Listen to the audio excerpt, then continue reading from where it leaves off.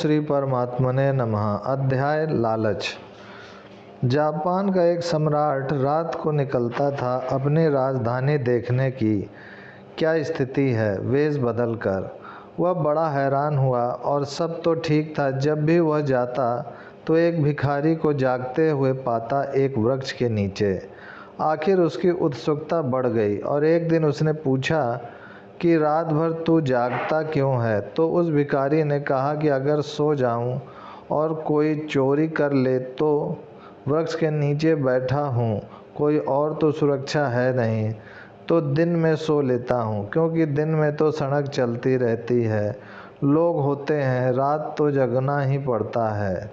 सम्राट ने उसके आसपास पड़े हुए चिथड़ों का ढेर देखा, दो चार भिक्षा के टूटे फूटे पात्र देखे। उनके बचाव के लिए वह रात भर जग रहा है। भिखारी भी चिंतित है कि चोरी ना हो जाए, साधु भी चिंतित है कि उसका कुछ सामान ना खो जाए। तो उसकी गृहस्थी छोटी हो गई, सिकुड़ गई, लेकिन मिटी नहीं। उसके लालच का फैलाव कम हो गया लेकिन मिटा नहीं। और ध्यान रहे, लालच का फैलाव जितना कम हो जाए, लालच उतना ही ज़्यादा नशा देता है, क्योंकि इंटेंसिटी बढ़ जाती है।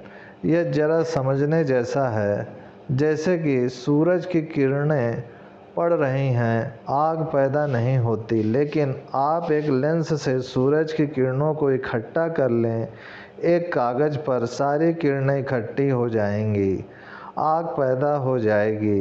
किरणें तो पड़ रही हैं लेकिन बिखरी हुई थीं, इकट्ठी पड़ती हैं तो कागज़ जल उठता है, आग पैदा हो जाती है। ध्यान रहे, साधारण गृहस्थ आदमी की वासना की किरणें तो बिखरी हुई हैं, साधु के पास तो ज़्यादा सामान नहीं रह जाता जिस पर वह अपनी वासना को फैला दे, बहुत थोड़ा रह जाता है। इसीलिए बहुत इंटेंस, बड़ी तीव्रता से वासना इकट्ठी हो जाती है।